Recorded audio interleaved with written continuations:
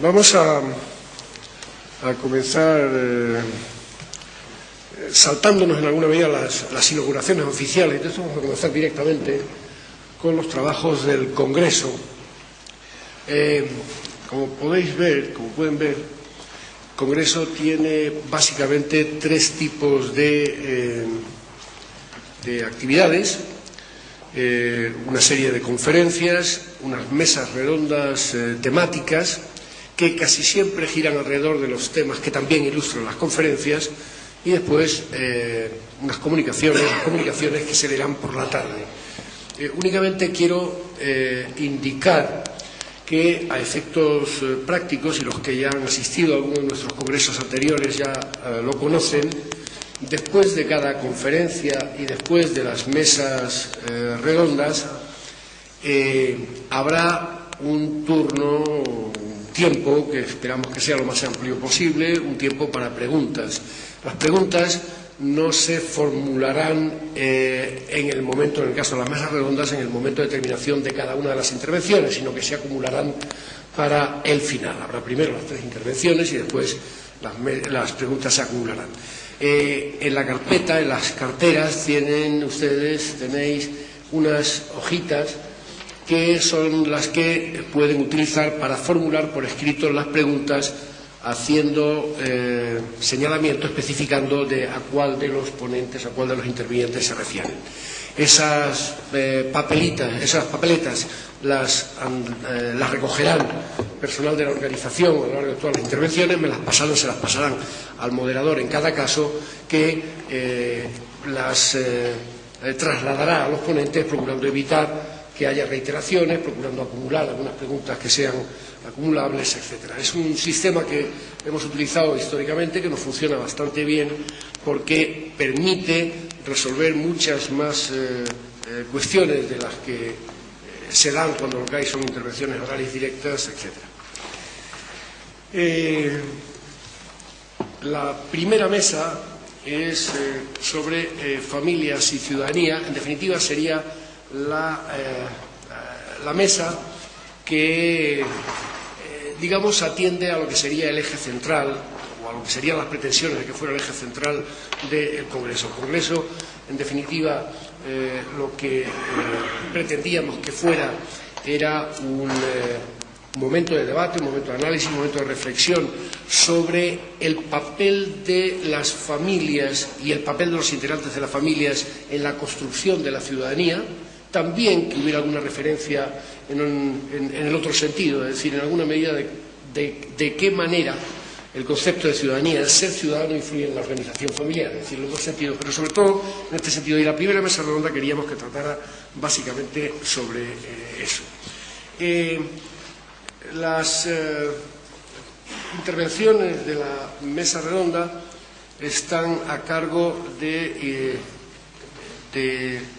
izquierda a derecha, de Inés Alberdi, de Javier Elzo y de Sandra Gaviria.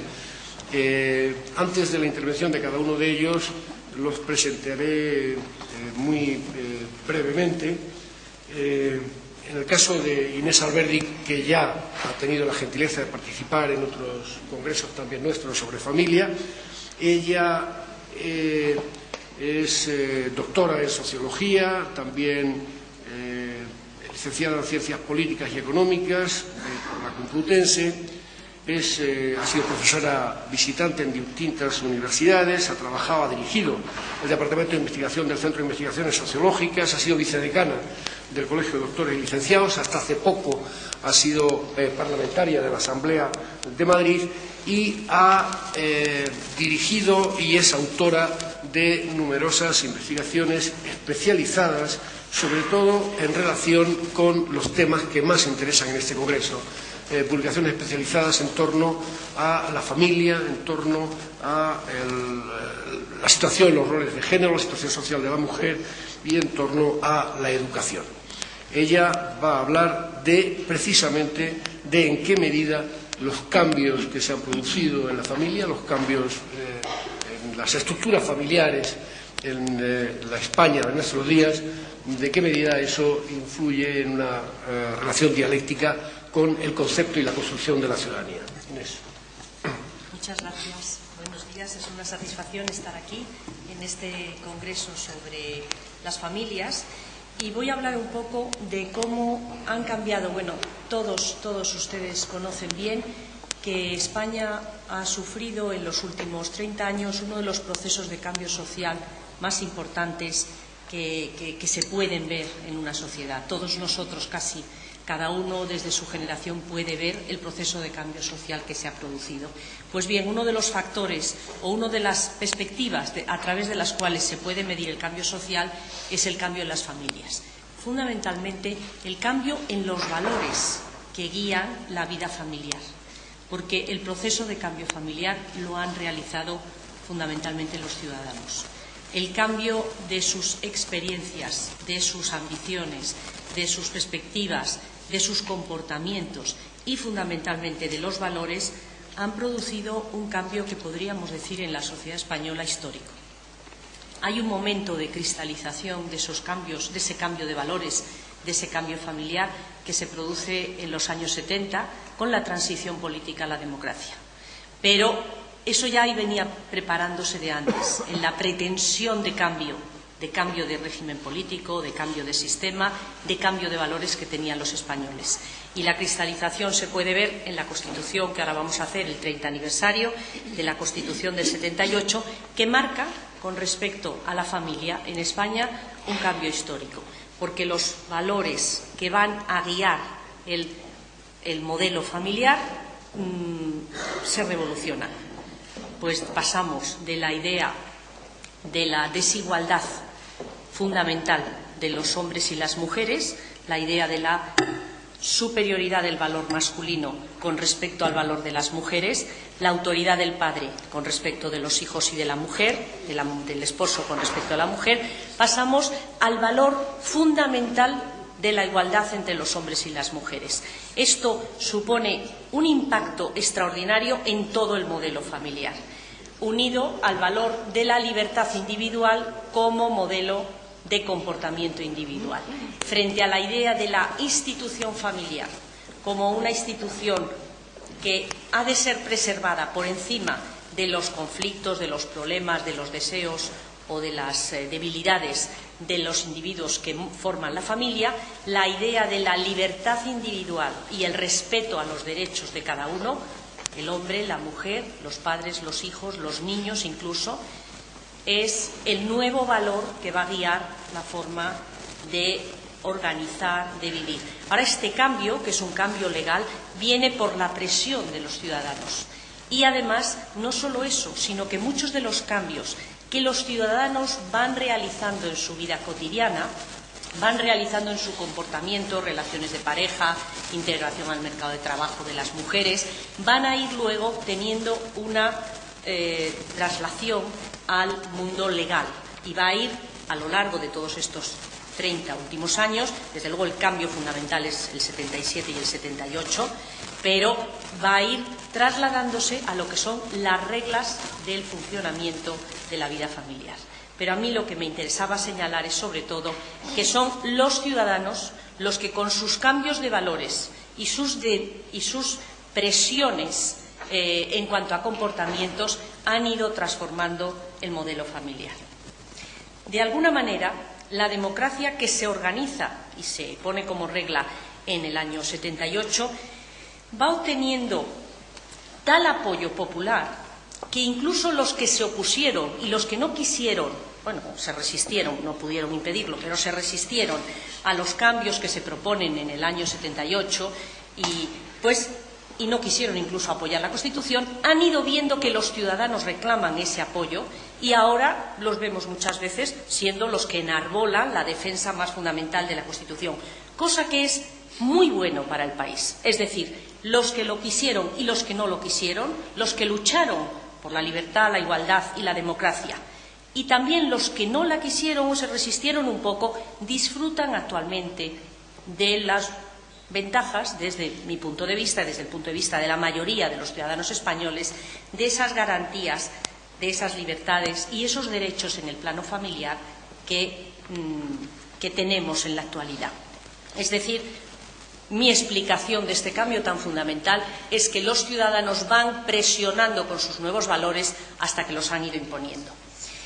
De tal manera que podríamos decir que la sociedad española está reflejando una madurez que a veces no ha tenido su clase política. Por ejemplo, tenemos el cambio con respecto al divorcio, que planteó un debate político potentísimo en el año 81.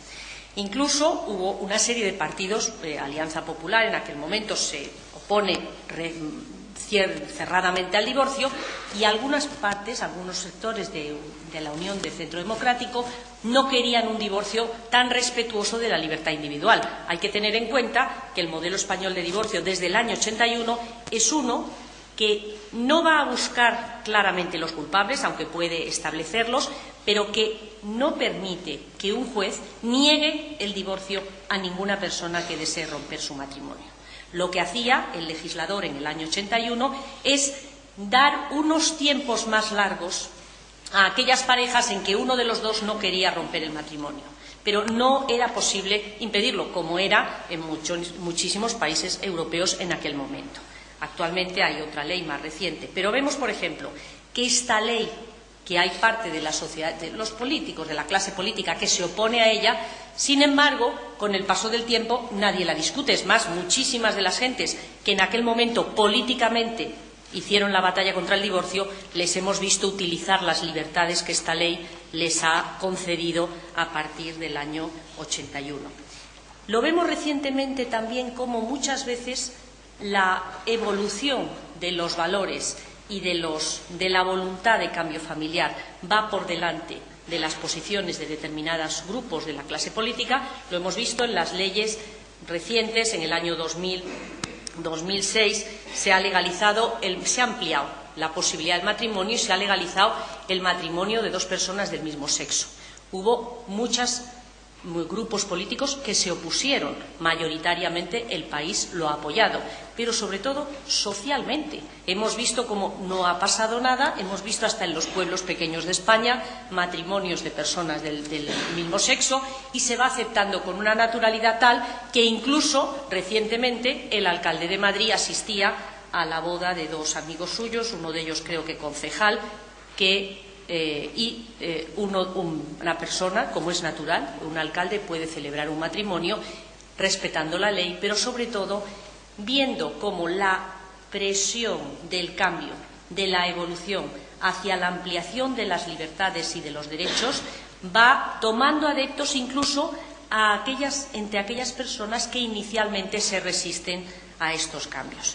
De alguna manera, una serie de reformas, una serie de ampliación de libertades parecen no tener marcha atrás por el momento en la sociedad española.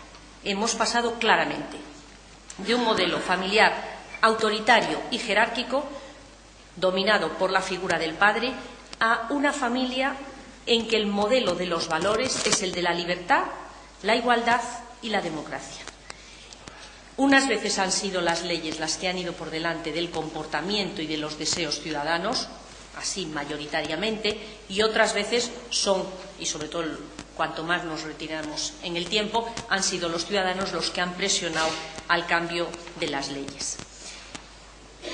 Estos cambios han ido siempre en la dirección en que han ido los cambios en la sociedad europea, pero en algunos momentos hemos visto cómo los cambios iban por delante. Por ejemplo, el tema de los hijos. El tema de los hijos, en el año 81 desaparecen los hijos ilegítimos. Todos los niños nacidos en España empiezan a tener los mismos derechos con respecto a los padres y a las madres, sin distinción. Es decir, los derechos sucesorios, los derechos de todo tipo, los derechos a la manutención. Esto es un cambio histórico. En España teníamos clases de hijos. Teníamos los legales, los matrimoniales, perfectos, y luego teníamos los que no tenían derechos porque sus padres no estaban casados, o porque uno de sus padres era un cura, o por lo que fuera. Es decir, eso, por ejemplo, los hijos ilegítimos, como tal y definición tan brutal que es, en Francia han desaparecido solo hace 4 o 5 años. Es decir, de alguna manera la evolución ha ido en la misma dirección que ha ido la sociedad europea, pero en algunos momentos incluso ha tenido pasos adelante más tempranos, más innovadores de lo que vemos en otros países europeos. ¿Dónde estamos ahora? Recientemente hemos tenido, y todavía es un debate, yo creo que todavía es un debate importante en la sociedad española, la realidad de la discusión sobre los derechos entre los hombres y las mujeres. A nivel legal queda muy claro desde el año 78, pero en la realidad social todavía todo el comportamiento, el uso, la costumbre, la mentalidad nos da una situación en la que la realidad no va de acuerdo con ese planteamiento tan claro de la igualdad entre los hombres y las mujeres. Hasta tal momento que se ha legislado, hay algunos que les gusta más o menos cómo se ha legislado, una ley que intenta de alguna manera forzar los mecanismos de esa igualdad. Con respecto a la familia, hay algunos de los aspectos de esta ley que van a tener, creo yo, una importancia muy grande. Uno de ellos, para mí, es el nuevo rol de la paternidad. Esto hace referencia a cuál es esa distinción que persiste, esa desigualdad en algunos casos, porque no siempre, a veces las diferencias llevan desigualdades, es decir, connotan mayor peso de dificultades para una parte que para otra, no siempre, pero hay ciertas desigualdades vinculadas a la maternidad y a la paternidad. Esta ley pretende suavizar estas desigualdades.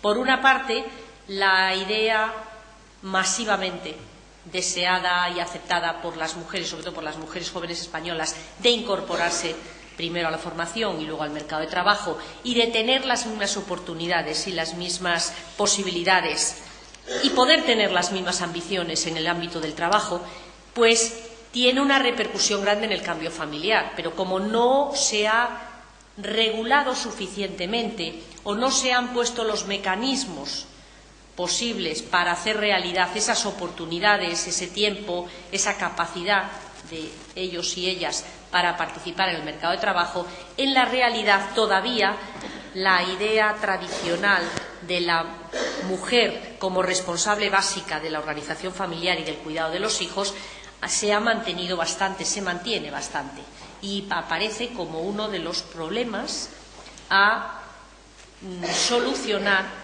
en cuanto a ese deseo mayoritariamente expandido entre las mujeres de trabajar, de poder trabajar, de poder hacerlo a un nivel importante, de poder tener oportunidades de promoción, etcétera, dentro del trabajo y de que eso sea compatible con la familia. Porque hay una cuestión muy interesante a señalar y es que cuando vemos el cambio de actitudes y de deseos de las mujeres jóvenes, hay un cambio fundamental en cuanto a sus ambiciones y sus deseos de trabajar y de participar socialmente, pero no hay un cambio que se rechace el tener una familia, el tener hijos. La mayoría de las mujeres masivamente quieren tener una familia, formar una familia y tener hijos, pero quieren poder compatibilizar esto con el trabajo, con su participación social, política, cultural, en todos los ambientes en los que se mueve. De tal manera que este es el tema que ahora se nos plantea. Pero la Ley de Igualdad plantea esto para las mujeres y también para los hombres. ¿Por qué los hombres no van a poder tener derecho a tener tiempo para sus hijos, a poder cuidar a sus hijos, a poder tener una baja laboral para cuidar a sus hijos, para aprender a cuidar a sus hijos? Esto es un derecho y a la vez plantea unas obligaciones. Es decir, el cambio que se nos presenta en la sociedad española es cómo hacer realidad la compatibilidad entre la familia y el trabajo, pero ya no solo en el caso de las mujeres, como lo hemos pensado muy a menudo hasta hace poco, que era un problema de las mujeres que tenían que compatibilizar. El gran cambio, y es un cambio de valores fundamentales, porque va a afectar muchísimo a la infancia. Es decir, hasta hace poco nosotros hemos pensado que era bueno que los niños tuvieran tiempo para estar con la madre, que era bueno que las madres, aunque trabajaran, tuvieran tiempo de estar con los hijos, porque eso es bueno para los hijos.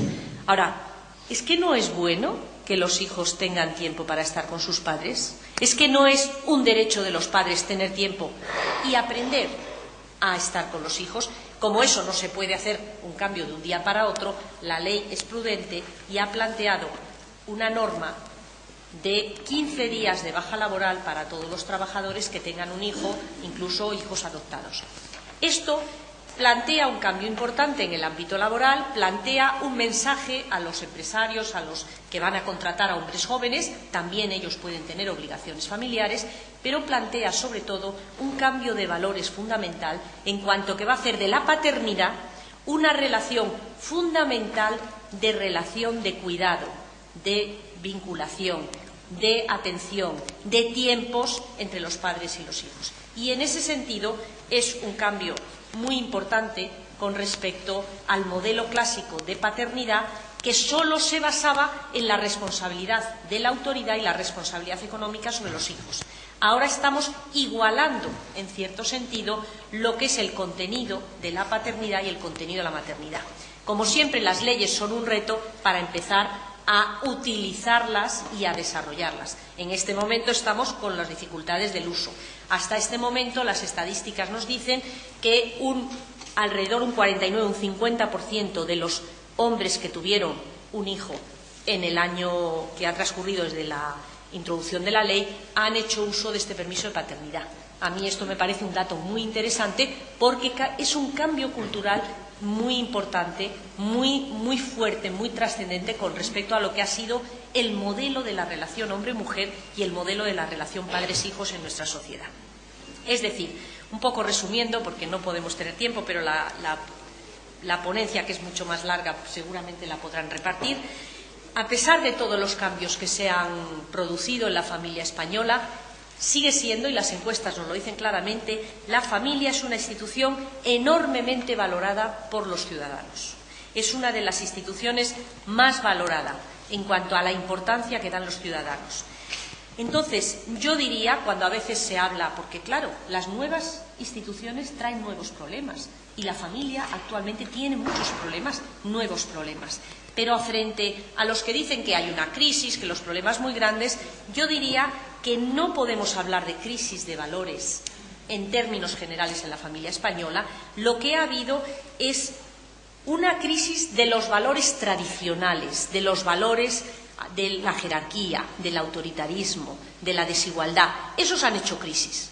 Actualmente lo que tenemos es una nueva familia dominada por unos nuevos valores de igualdad, de democracia, de similaridad entre los caminos vitales de los hombres y de las mujeres, de los niños y de las niñas. Y esto, que es como punto de partida muy interesante y muy positivo, sí es verdad que plantea nuevos retos y nuevas dificultades a la sociedad española. Muchas gracias.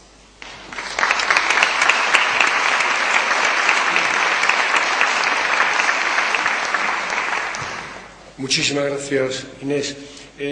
Javier Elzo ha sido durante muchísimos años catedrático de Sociología en Deusto, en la Universidad de Deusto, ahora es profesor emérito, es el director del Fórum Deusto, lleva también mucho tiempo trabajando en el Grupo Europeo de Análisis de Valores, tiene muy numerosos trabajos de investigación, él se ha especializado, si admite que se diga así, en el análisis fundamentalmente de valores, en el análisis de culturas juveniles y en el análisis de determinados comportamientos fundamentalmente juveniles.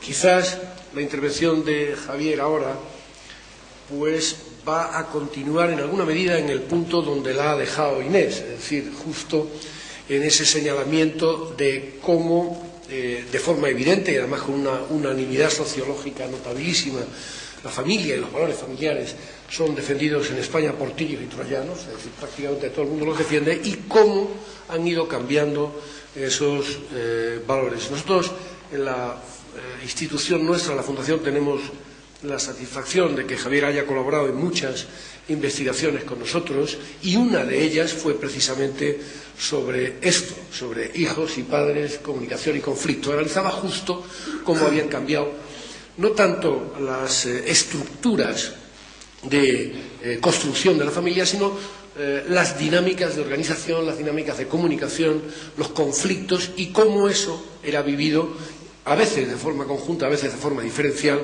por hombres, por mujeres, padres, madres y por hijos. Javier, 20 minutos. Muchas gracias, Eusebio. Cuando me falten 2 o 3 minutos me das un aviso. Codazo. Porque... Codazo no, porque se lo llevaría a la pobre Inés. Pero es que... Bueno, no sé si son cosas de la edad, pero se me va la olla cuando empiezo a hablar. Por eso voy a procurar leer de manera que no os aburra. Bueno, tengo que empezar diciendo que yo agradezco una vez más a la FAD que me inviten a estar aquí. Es una vez más hablando de familia. Y el título que me han puesto es Familia y Valores Ciudadanos. Hoy 3 palabras aquí: familia, valores y ciudadanos. Y yo, preparando esta conferencia, encontré un texto, casi al azar, en Internet, de una profesora que no le conozco de nada, que es Gladys Fava, que es profesora de enseñanza secundaria en Tandil, en Argentina, que tiene esta frase que yo la hago mía y que resume el fondo de mi pensamiento en este tema. Dice así: la educación hace que el niño se sienta miembro de comunidades de diferente extensión, desde la familia a la nación y la humanidad. Podríamos creer que la primera tarea de la educación moral es formar al niño como ser humano y luego inculcarle los valores de la ciudadanía. Sin embargo, ambas cosas no pueden hacerse por separado, ya que en el proceso de socialización se hace imperativo transmitir de diversas maneras el sentido de pertenencia a una sociedad, y en esa tarea es indispensable el tratamiento de valores que tienen directa relación con la noción de ciudadanía. De aquí que se haga posible sostener nuestra afirmación básica: formar personas es formar ciudadanos. Bueno, esto es un poco la línea de fondo en mi pensamiento, y lo que voy a intentar en estas palabras es precisar un poco en qué sentido entiendo los conceptos de ciudadanía, familia y valores, para terminar señalando, justamente en referencia a lo que decía Eusebio en el estudio del 2002, que ya empiezo a hablar un poquito a naftalina, pero hay que decirlo. ¿Qué familia puede educar en qué valores para que podamos decir que formamos lo que entiendo como un buen ciudadano? Empecemos por el buen ciudadano. Recientemente, no lejos de aquí, tuve ocasión y el placer de moderar una conferencia de La Cortina bajo el título de Ética del Ciudadano, impartiendo un simposio sobre ética para la vida pública. Para esta comunicación abordo las notas que tomé en aquella conferencia, pero diciendo claramente que el responsable de lo que se dice aquí soy yo, puesto que todo lo que hice fue inspirarme en Adela para contar lo que voy a decir. El concepto de ciudadanía vendría a sintetizar 2 grandes anhelos de las postrimerías del siglo XX. El anhelo de libertad y justicia para cada uno de los individuos que formamos la humanidad, por un lado, con los sentimientos de pertenencia global y múltiple, añadiría yo, por el otro. Lo que quiere decir que la ciudadanía va más allá de la exigencia individual de justicia y libertad, al asociarla con la responsabilidad colectiva de nuestras acciones en tanto que individuos concretos. En el fondo pienso yo que es la colusión entre la herencia de la Ilustración con la apoyatura de la solidaridad tras la Declaración Universal de los Derechos Humanos. En definitiva, este abordaje de ciudadanía va más allá de una definición descriptiva de lo que el ciudadano supone ser, esto es, un individuo libre y autónomo en una sociedad, para convertirse en una definición prescriptiva de lo que es un verdadero ciudadano, en el sentido en el que decimos de alguien que es un verdadero amigo, no solamente un compañero de clase un compañero de trabajo, un compañero de ocio. Desde esta perspectiva, la ética del ciudadano se convierte en la ética de un buen ciudadano. Insisto, el símil es de un buen amigo. El ciudadano, en el fondo, es un individuo, desde mi perspectiva, que es autónomo, que es libre y que es solidario con su entorno. Vayamos al concepto de familia. Yo creo, en efecto, que una de las cuestiones centrales que están atravesando la realidad familiar actual en España es la acentuación de la pareja versus la relación padres e hijos. Lo que denominaría la priorización del modelo matrimonial o de pareja frente al modelo familiar. Evidentemente, cuando hablo de modelo familiar, estoy completamente de acuerdo con lo que ha dicho Inés, y lo he escrito 1000 veces. No me refiero a la familia patriarcal, a la familia, digamos, diferenciadora de papeles del hombre y la mujer, subordinadora en realidad de la mujer respecto al hombre. En modelo matrimonial puro, de pareja, suelo distinguir dos planteamientos que suelo resumir así.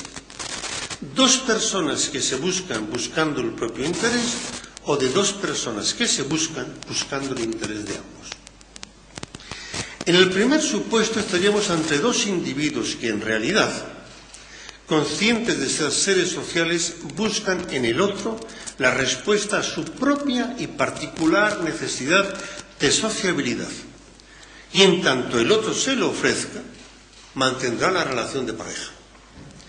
Cada individuo tiene como proyecto vital el desarrollo de su individua persona. Es evidente que en este modelo el hijo solamente puede venir como consecuencia de un despiste, y si tal cosa sucediera, normalmente no llegarán a nacer.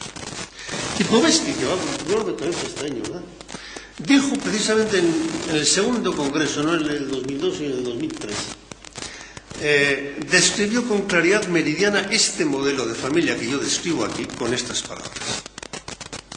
La familia posmoderna es la familia en la que los individuos construyen y vuelven a construir libremente, durante todo el tiempo que les dé la gana y como les dé la gana. No se respeta a la familia como familia, no se respeta a la familia como institución, pero se respeta a la familia como instrumento de complemento psicológico de las personas. Es como una prótesis individualista. La familia es una institución dentro de la cual los derechos y deseos subjetivos son más fuertes que las obligaciones colectivas. Hay que distinguir, por eso creo que hay que señalar que es muy distinto el caso de dos personas que deciden convivir para hacer una vida conjunta, tener un proyecto compartido de vida, aún manteniendo espacios y ámbitos de privacidad y de gran discreción, no necesariamente compartidos. Conforman una pareja, que como tal pareja se sitúan en la vida que la quieren vivir como proyecto compartido. Conforman lo que se llama una pareja estable, que la diferencia del matrimonio, porque no han querido asumir el compromiso social de aparecer como tal, sea de forma canónica, esto es el matrimonio religioso, sea de forma civil, o sea como pareja de hecho social y jurídicamente reconocida. Estamos ante dos personas que establecen un proyecto de vida en común, en la que el otro es algo más que un soporte para mí, como veíamos en el modelo anterior. En este modelo, el hijo, aunque no conforme la prioridad en el momento de la unión, es posible y puede aparecer en el horizonte vital de la pareja una vez asentada, y que propiamente sería fruto del amor y de una decisión consciente y madurada.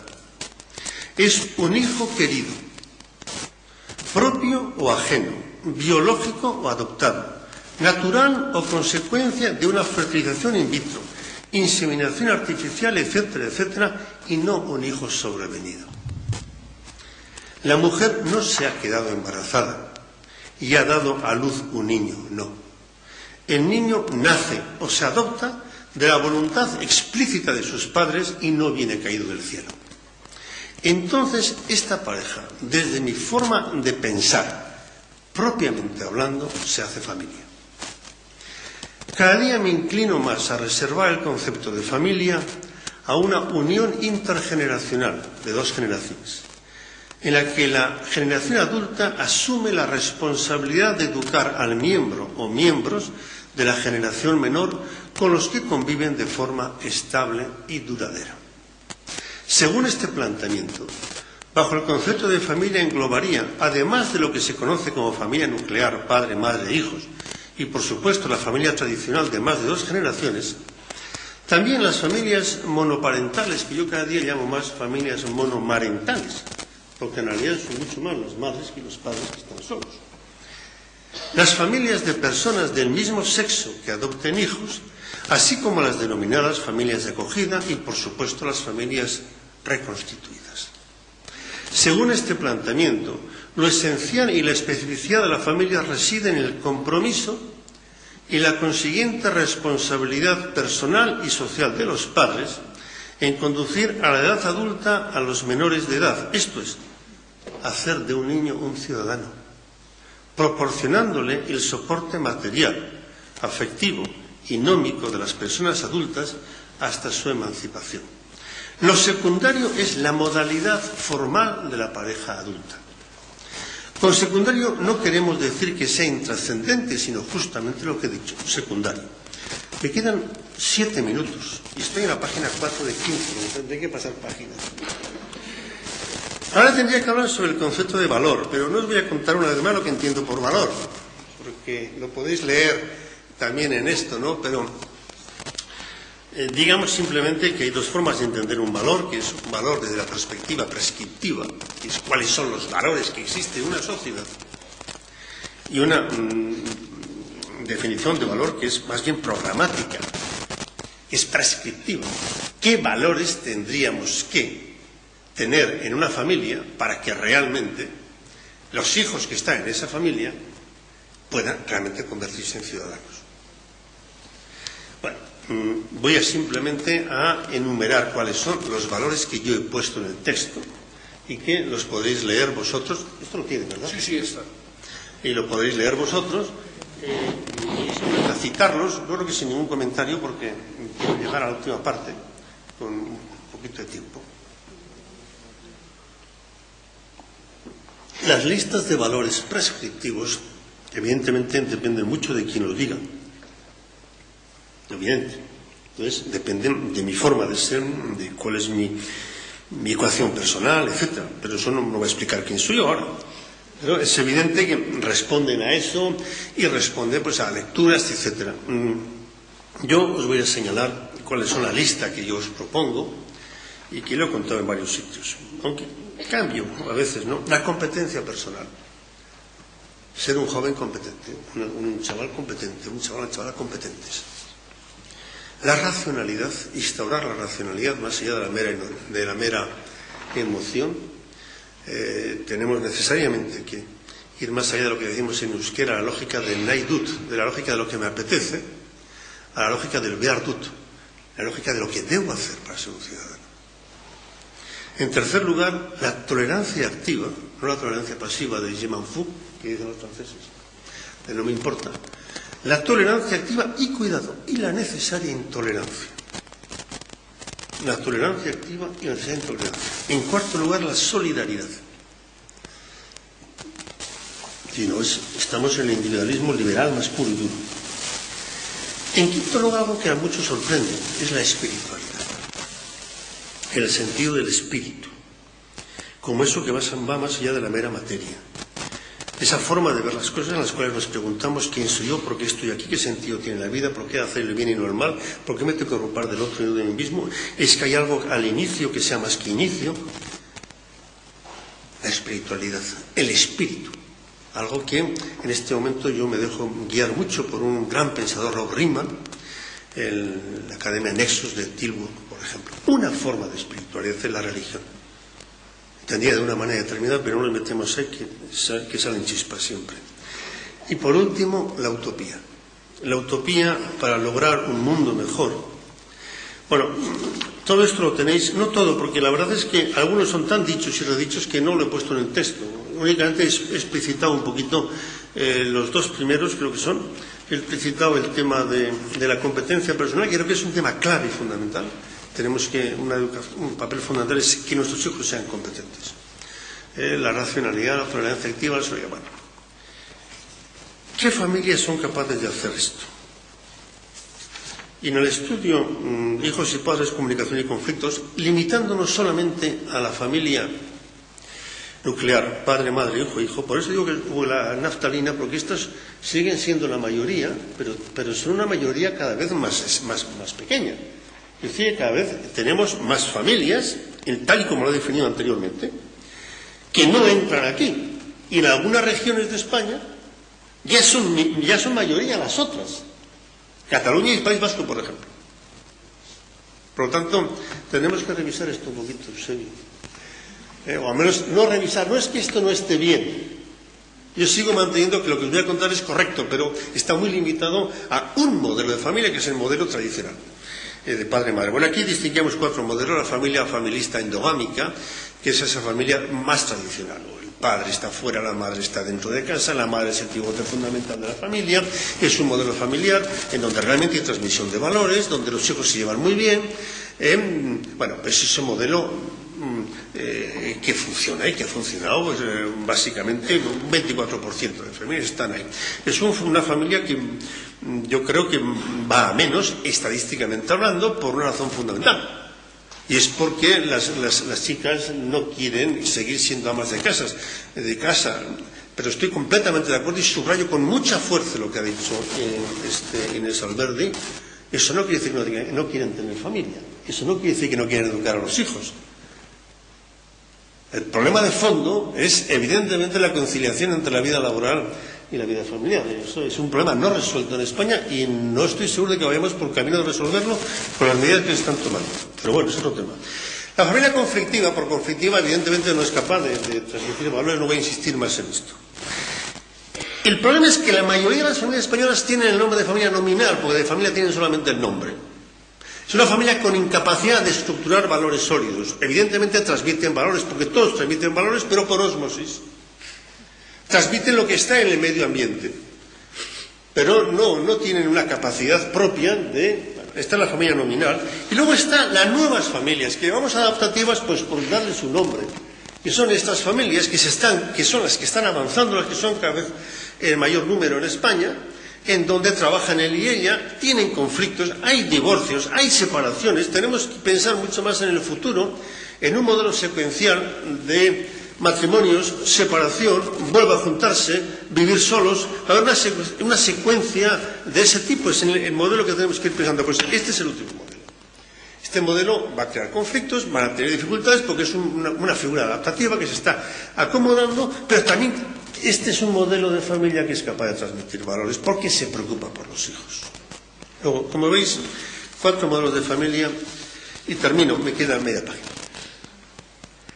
En definitiva, yo creo que hay 2 características centrales que van más allá de modelos y tipos de familia que son imprescindibles para educar en la ciudadanía. En primer lugar, una familia para que los hijos sean al menos tan importantes como la relación entre la pareja, por un lado. Al menos tan importantes como la relación entre la pareja, y yo añado más, como como el éxito social de la pareja, ¿no? Y una familia no excesivamente enrocada en sí misma. Una familia que más allá de sí misma prepare a los hijos a la autonomía y a la solidaridad con sus conciudadanos en la sociedad en la que habrá de insertarse y vivir. A tener del estudio del 2002 situamos aquí lo que denominamos entonces como familias adaptativas claramente, y las familias familistas y endogámicas a condición de que estas últimas se abran más a la sociedad. Eran 2 modelos familiares en los que constatábamos que tenían capacidad propia de promover valores en sus hijos. Más abiertos a la modernidad la segunda, con unos patrones más tradicionales y encerrados en sí mismos los primeros, y una rata. Desgraciadamente, entre los 2 apenas llegan al 40% de las familias españolas de este modelo. Muchas gracias.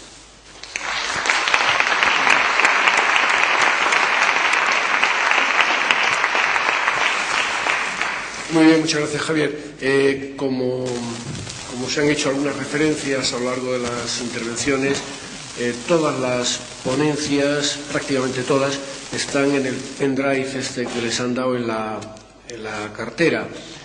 Alguna falta, creo que una o dos que no han llegado a tiempo se podrán mandar también, se mandarán en su momento, pero prácticamente todas están en el pendrive.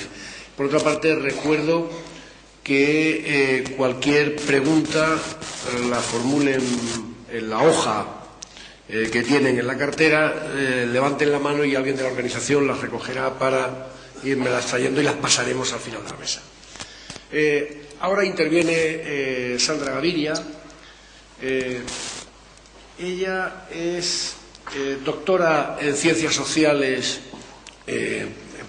por la Universidad de la Sorbona, en París.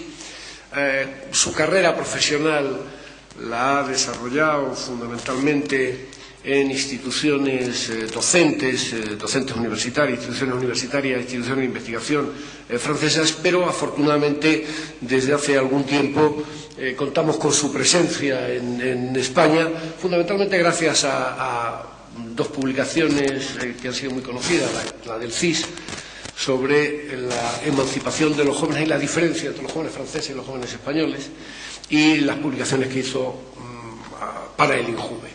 Ella va a hablar precisamente de este tema, de la emancipación juvenil y de en qué medida es una condición necesaria para el ejercicio de la ciudadanía, cuáles son las dificultades, los problemas, los límites, etc. Sandra. Hola, buenos días. Quería agradecer primero a la FAD el haberme invitado a esta conferencia. Y yo lo que voy a hacer es intentar mostrar en qué medida la familia española contribuye a través de su modelo de emancipación juvenil a crear ciudadanos que son autónomos, pero que tienen una implicación ciudadana relativa que tampoco es inferior a la de sus padres.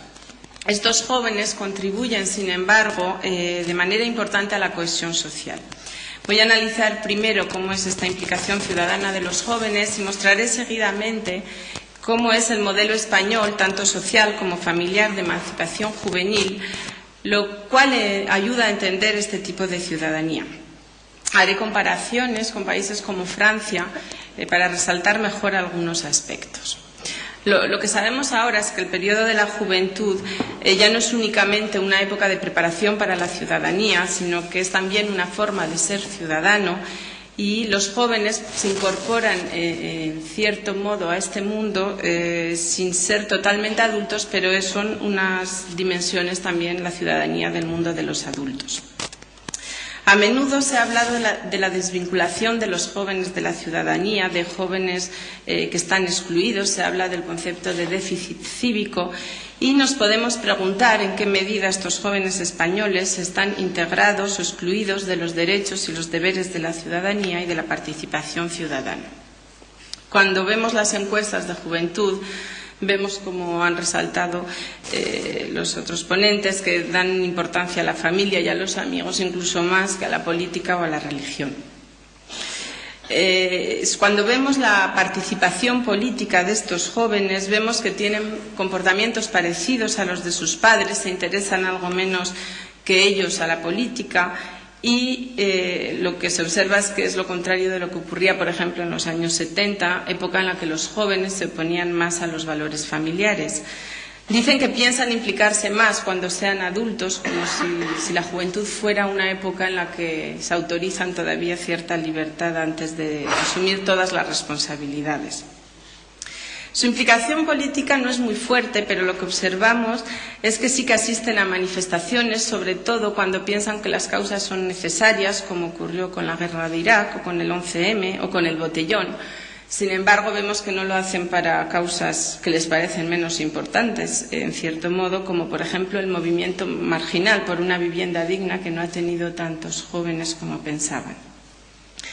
En otros países como Francia, lo que se observa es que los sindicatos de jóvenes, sobre todo estudiantes, como lo podemos ver estos días, además tienen mucha fuerza, reclaman regularmente un salario por ser estudiante, medidas de empleo más favorables. Se opusieron en el 95 y en el 2005, por ejemplo, a contratos basura, leyes que quería hacer pasar estado de contratos basura.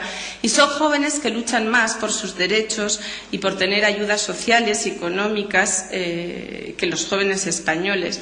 Esto pienso que se puede entender, por una parte, por una tradición histórica también de salir a la calle y reclamar cosas, pero también porque desde muy pronto se consideran como ciudadanos autónomos y no ya como miembros de sus familias. Ellos cuentan con el Estado, con la ayuda del Estado, y sus familias también. Cuando vemos los niveles de cultura política de los jóvenes, vemos que son bastante bajos, pero como el resto de la población, de los jóvenes españoles, pero que bueno, son jóvenes que prefieren el sistema democrático a cualquier otro sistema. Si vemos el asociacionismo voluntario, vemos que es bajo y que sobre todo pues son asociaciones de tipo deportivo, pero no de tipo político, por ejemplo. Pero esto yo pienso que se puede entender también porque en muchos países la gente se mete, por ejemplo, en asociaciones para tener redes sociales, para conocer a gente, y en España es un país en el que la socialización cotidiana es muy alta y esta necesidad sería menos importante. Y hay que resaltar que los jóvenes se están metidos en peñas, en cuadrillas, en cofradías, participan a las fiestas intensamente en el espacio público, por ejemplo. Vamos a ver ahora cómo la relación entre el estado de bienestar y la juventud. En España el estado de bienestar gasta menos que otros países en juventud y familia, ya que considera todavía que las familias deben de ocuparse bastante de sus miembros y que la responsabilidad de los jóvenes es ante todo la de sus padres. Entonces, los jóvenes tienen menos que sacar del Estado, entre comillas, y en cierto modo ahorran dinero a este estado de bienestar porque no reciben tantas ayudas. Esto es posible porque la familia española apoya a sus hijos todo lo que puede. En general tienen mucha dependencia de los familiares cercanos y menos libertad individual que los jóvenes de otros países, pero también experimentan menos precariedad y exclusión social. Nunca han recibido esta ayuda del Estado, sus padres tampoco, no hay esta tradición y el Estado ha sido menos generoso. Pero en Europa, ¿qué ha pasado? Que con el paso de los años los estados han tenido cada vez menos dinero y cada vez se ha puesto en marcha más lo que se llama una solidaridad vertical, de los que más tienen a los que menos tienen, y no horizontal. Esto lo que tiene como consecuencia es que los jóvenes de otros países, por ejemplo en Francia, sufren de pobreza, de exclusión social. Hay estudios que muestran que ciertos estudiantes, que una parte importante de los estudiantes que ya no viven con los padres tienen dificultades para su vida diaria. Un ejemplo para ilustrar esto es que en la Universidad de Le Havre, por ejemplo, 400 estudiantes que representan un 10% benefician de lo que se llama el banco de comida, que es como una institución que les da comida gratuitamente. Esto no ocurre de manera tan fuerte en los jóvenes españoles. Podemos decir también que los jóvenes de este país son jóvenes pacíficos, que al final contribuyen a la estabilidad social por sus actitudes, son ciudadanos integrados, participativos, se mezclan con las demás generaciones, cosa que no se ve en otros países, y aunque a lo mejor no participan mucho políticamente, son ciudadanos que son solidarios, dan una importancia al afecto, a la conservación de los lazos familiares, de los lazos sociales. Y esto tampoco ocurre en otros países. En Francia, por ejemplo, la juventud ha sido desde mayo del 68 vista como peligrosa. En la universidad se evita que haya cafeterías para que no se reúnan por si acaso. Y además ha habido en los últimos años bandas de jóvenes que queman coches y unos 26.000 coches son quemados al año. Entonces, estos jóvenes en parte son jóvenes que provienen de la inmigración, pero que ya son franceses como los demás jóvenes y tampoco son todos. Este tipo de problemas no existen en nuestro país. Incluso vemos a miles de jóvenes que se reúnen los fines de semana con el botellón y no hay conflictos, ni quemas, ni inseguridades tan fuertes. Son jóvenes también que tienen un sentimiento fuerte de pertenencia a los lugares donde viven. Hay una resistencia muy alta de los jóvenes españoles a la movilidad. No se quieren ir de sus barrios, de sus ciudades. Las cifras lo muestran, no voy a dar cifras, pero bueno, en el texto lo pueden encontrar. Y son jóvenes que es difícil hacer que se vayan a otro sitio. Entonces podemos pensar que como hay un fuerte acceso de la población a la propiedad, la gente no se quiere ir porque son dueños de sus viviendas y es complicado, pero también podemos pensar lo contrario, que compran viviendas porque no se quieren alejar de los suyos. Lo que me gustaría mostrar ahora es cómo es este modelo español de emancipación juvenil que contribuye en parte a crear jóvenes de este tipo, aunque también los jóvenes tienen su propia libertad individual, no todo es determinismo. Este modelo de emancipación juvenil ha sido a menudo visto como problemático porque los jóvenes accedían tarde al empleo, a la vivienda, pero lo que podemos decir es que al fin y al cabo se van tarde pero de manera segura, en cierto modo. Se van teniendo una estabilidad laboral, una estabilidad afectiva, a menudo con una casa que ya han empezado a pagar la hipoteca, y por lo tanto acceden tarde a ciertas dimensiones de la ciudadanía, pero de manera consolidada y autónoma. Estos jóvenes a menudo se ha dicho que no se iban de casa por el paro, la vivienda, por los problemas de vivienda, pero vemos que las cifras han cambiado y que tampoco se van antes, porque es cierto que quieren irse en ciertas condiciones. Es un modelo de construcción de uno mismo específico a este país, que no existe en otros países, y se considera que el joven está mejor en casa hasta que adquiera ciertas dimensiones y cierta seguridad para irse un día teniendo todo al mismo tiempo. Este modelo es aceptado por los hijos, pero también por los padres. A menudo un padre lo va a vivir con orgullo, y un joven que le dice: papá, me quiero ir de casa a vivir solo a ese piso que está a 20 metros, el padre se va a ofender, va a decir: pero bueno, no soy un buen padre, no lo hago bien. Entonces, bueno, es un modelo que funciona así, que no son considerados ni por los otros jóvenes ni por sus padres como adolescentes tardíos o adultos inmaduros, cosa que este modelo es visto así desde el exterior. Para en otros países un joven que se queda en casa hasta los 30 años, que trabaja, que tiene un sueldo y que no se va, no se entiende.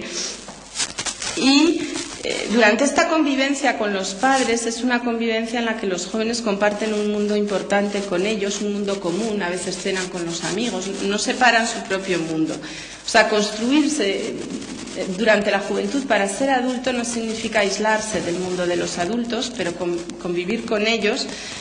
Y al final estos jóvenes viven con mucha estabilidad, no experimentan a menudo antes del matrimonio muchas experiencias de vivir solos o de vivir con amigos o de vivir con un novio, dejarlo, irse a vivir solo, volver a otro piso, etcétera.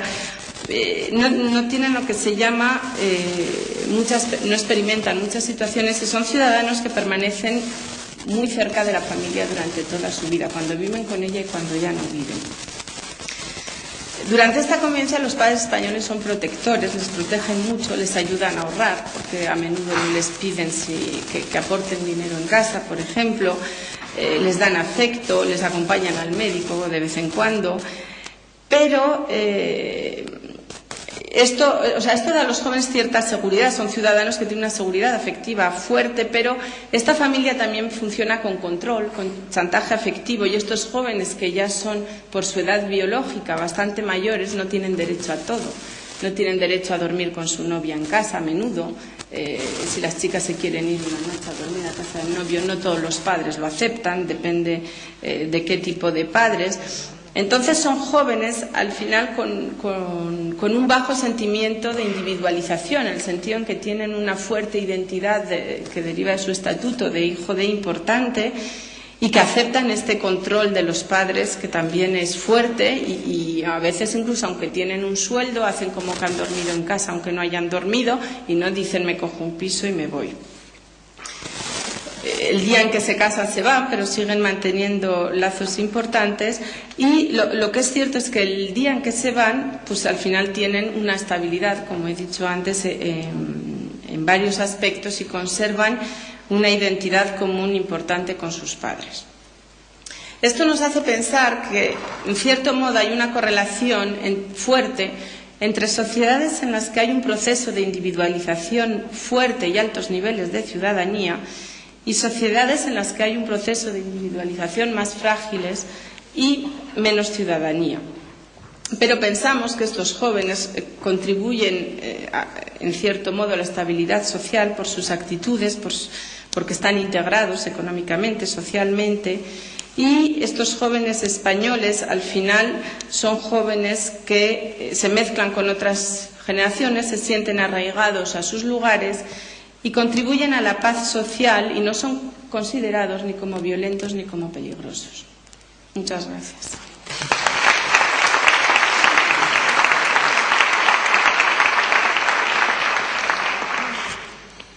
Muy bien, muchas gracias. Gracias a los tres ponentes que han cumplido religiosamente la indicación de los 20 minutos, con lo cual tenemos bastante tiempo para preguntas ya, y han pasado varias. Insisto en que cualquiera pues puede escribirla y la recogerá la organización. Voy a hacer primero unas preguntas que se han pasado para algunos de los ponentes, para diferentes ponentes, una, y después iremos por turno para no acumularlas y que dé tiempo. En primer lugar, para Inés Alberdi,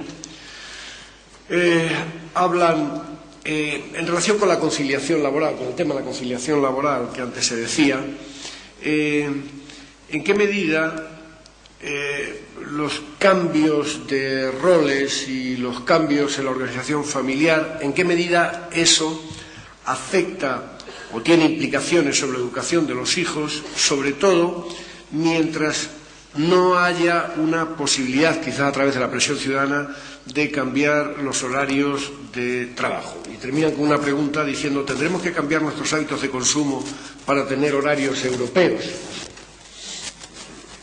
Ese es uno de los temas que más se discuten ahora, el tema de los horarios laborales y también de los horarios cotidianos, que son bastante difíciles de conciliar con tiempo en común para los padres, las madres y los hijos. El modelo europeo y sobre todo el modelo norteamericano de horario cotidiano y laboral tiene mayor coincidencia. Es muy común el trabajo de 9 a 5 para los trabajadores y la escuela de 9 a 3. Pero no solo el horario, que entonces entre la escuela y el trabajo de los posibles padres o madres hay un desfase de 2 horas, que puede, y de hecho en algunas localidades se puede hacer con trabajo escolar no oficial, es decir, en los ayuntamientos, pues clases de deportes, actividades que tengan a los niños jóvenes hasta el mismo horario que los padres. Pero también hay el horario cotidiano, el horario de las comidas, de las cenas. El modelo español de comida al mediodía, importante, tarde, comida caliente a las 2 del mediodía, es mucho más difícil de compatibilizar con el trabajo del padre y la madre. El modelo de la escuela norteamericana, donde no hay comedores, donde todos los niños se supone que tienen que desayunar en familia, un buen desayuno, y llevarse a la escuela, en su carterita, eso como vemos en las películas, una fruta, un zumo o un vaso de leche y un bocadillo, que se toma todos los niños juntos sin necesidad de que haya un comedor en común en el recreo o en la misma clase. Y luego, por la tarde, a las 7 o a las 7 y media, se hace una comida importante caliente. Eso es mucho más fácil de compatibilizar con una familia que se van todos, unos a la escuela, otros al colegio o a la universidad y otros al trabajo, y se reúnen al caer la tarde, y a partir de las 5, las 6 o las 7 se puede tener un tiempo en común para lo que es la convivencia y también la alimentación y el cuidado. Es decir, hay muchas dificultades objetivas de nuestras tradiciones y de nuestra cultura que se han montado sobre un modelo de relación familiar en el que las mujeres quedaban en el hogar ocupándose de todo lo que es el mantenimiento, la reproducción, y los hombres salían fuera, con excepciones. Siempre había algún hombre que se ocupaba de reproducción y algunas mujeres que trabajaban fuera del hogar. Pero resulta que ese montaje cotidiano, esas costumbres, esa manera de comer, esa manera de hacer toda la relación, las compras, el mantenimiento familiar, está organizado a partir de un modelo de relaciones familiares muy distinto. Y entonces estamos en esa transición. Por eso es verdad que ahora muchas veces los problemas que se señalan ya no son solo los horarios de trabajo nuevos para las mujeres, sino también el mantenimiento de unos horarios disparatados para hombres y para mujeres, el mantenimiento de unos horarios escolares y comerciales disparatados, porque claro, los comercios cierran cuando los trabajadores salen a la calle. Entonces, pues solo, bueno, en fin, todos ustedes saben muy bien todos esos problemas. Es verdad que estamos en la fase de transición.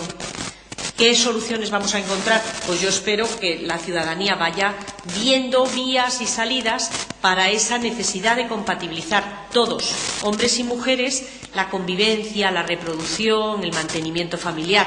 Hay medidas que ya se han tomado espontáneamente. Las familias no, los hogares son más pequeños. Porque hay una cosa que yo sí que quiero señalar, que a veces nos dificulta entender cómo hablamos de familia. La familia es una institución tan valorada, tan importante, y luego vemos que, sin embargo, la gente vive mucho más en familias más pequeñas. Decimos, yo creo que si partimos de una percepción distinta, la familia es una red. La familia enlaza a gentes que a veces no viven juntas. Con mis padres yo tengo una relación muy estrecha y muchas obligaciones, y tengo que pasar muchas horas con mi madre cuidándola. Pero mi madre ya no vive conmigo, pero es mi familia. Mi familia, mis hermanos, la red. La familia es una red. Lo que más ha cambiado son los hogares. Los hogares cada vez son más reducidos, hay más hogares de personas que viven solas, hay muchos hogares de familias monoparentales, el 85% son mujeres con sus hijos, el 15% hombres con sus hijos. Pero todos estos hogares que han cambiado tanto, que se han reducido tanto, que tienen una estructura tan diferente, casi todos están enlazados en redes familiares.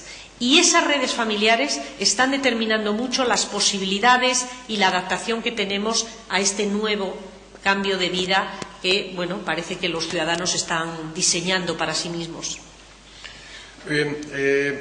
Javier, dos preguntas. Una con un cierto matiz de interrogación crítica. Dicen, no será algo simplificador pensar que las familias adaptativas, por definición, se preocupan de los hijos. Las habrá que sí, las habrá que no, según sea cual sea su constitución específica. Y después, digamos, para compensar el aspecto crítico, una pregunta pura, que es, ¿qué opinas de los valores de la inteligencia emocional inculcados desde las edades tempranas? Bueno, familia adaptativa, yo daba por supuesto que no solamente la dimensión formal de que trabajen el hombre y la mujer, porque eso también está en la familia nominal, en lo que hemos definido la familia nominal.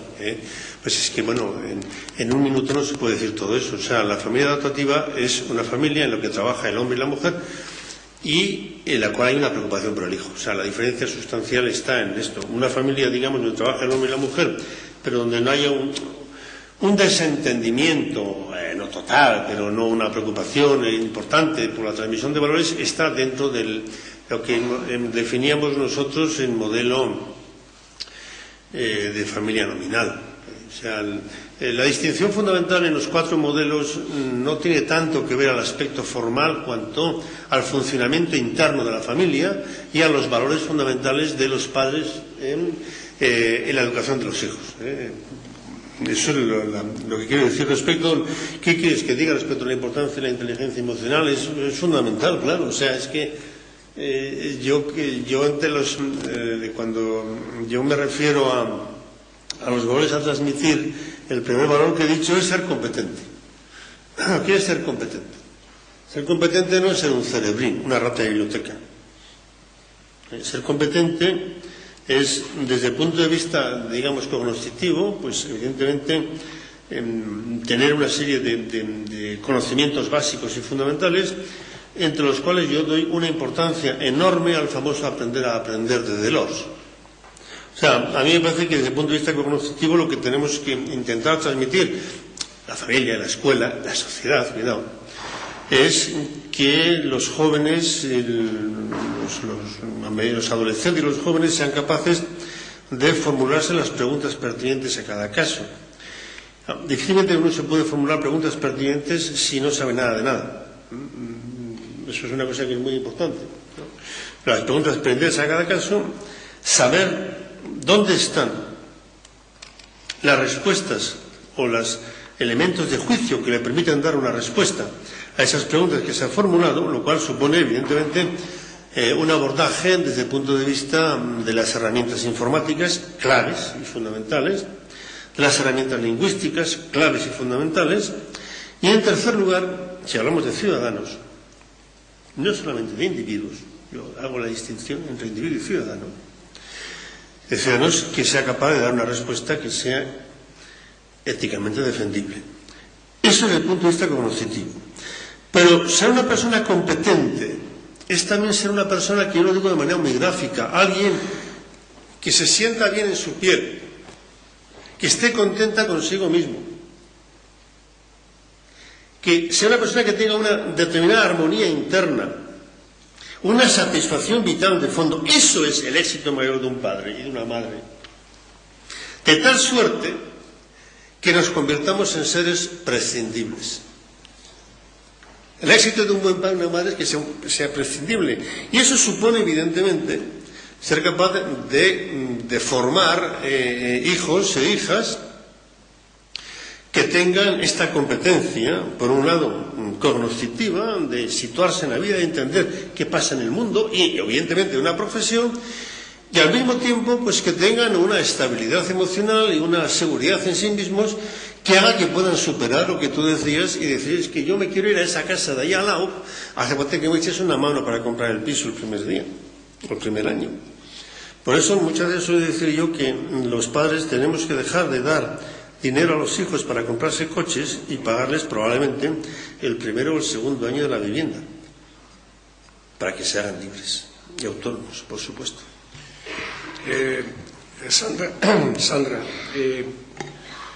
la pregunta más o menos sería si no te parece que la situación de los jóvenes españoles que acabas de describir en alguna medida fomenta un paréntesis de responsabilidad en esos jóvenes que al final se traduce en un aplazamiento de las obligaciones ciudadanas y quizás en un empobrecimiento de las obligaciones ciudadanas cuando se ejerzan.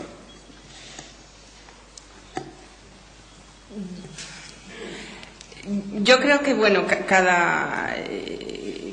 cada juventud tiene sus fases, sus edades, sus momentos, y pienso que, ahora hablábamos de inteligencia emocional, pienso que el modelo español tiene sus ventajas y sus inconvenientes. Las ventajas es que al final estos jóvenes, la época de la juventud, luego ya les llega el tiempo de trabajar, de ahorrar, de los hijos, de todas las responsabilidades, pero al final tienen una juventud, en cierto modo, esos años con los padres, que bueno, ahorran para la vivienda, pero viven bastante bien. Es verdad que a lo mejor se retrasan ciertas responsabilidades, pero tienen unos años que no los viven con angustia, que estudian tranquilamente sin estar pensando cómo van a llegar a final de mes, que tienen una cierta serenidad que en los modelos de otros países efectivamente adquieren antes ciertas dimensiones, o como he explicado, se ven obligados de acceder antes a ciertas dimensiones de la ciudadanía, pero al mismo tiempo desde muy jóvenes viven con esa ansiedad de que tienen que asumir muchas cosas, y por eso en cierto modo pienso que manifiestan cuando les proponen contratos basura, porque el trabajo llega para un joven francés después de años que ha vivido ahorrando, trabajando en verano para pagar esto, aunque los padres les ayudan, no les pagan todo. Y claro, cuando les proponen que una vez que han acabado los estudios llega un contrato que tampoco les va a permitir vivir un poco mejor, dicen no, esto no lo podemos aceptar. Los jóvenes españoles, cuando llega el contrato basura, pues han pasado años que más o menos no vivían tan mal en casa de los padres estudiando. Entonces, como saben que se van a quedar unos años más, dicen, bueno, gano poco, pero como mis padres no doy nada en casa, si no lo necesitan, evidentemente, y además, encima puedo ahorrar un poco para el piso, pues bueno, y aquí no han salido a manifestar millones de jóvenes para que no... Entonces es verdad que acceden tarde, pero tienen otras ventajas indirectas.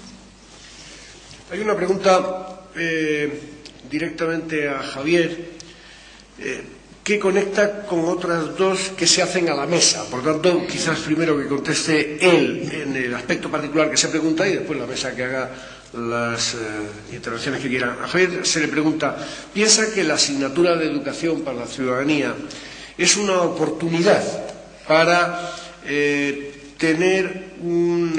para poder construir un mejor proyecto educativo, en solidaridad, en un proyecto de pareja más creativo, más auténtico, etcétera, más libre, o por el contrario, esa educación para la ciudadanía se pondrá al servicio de oportunidades de intereses políticos o de otro tipo?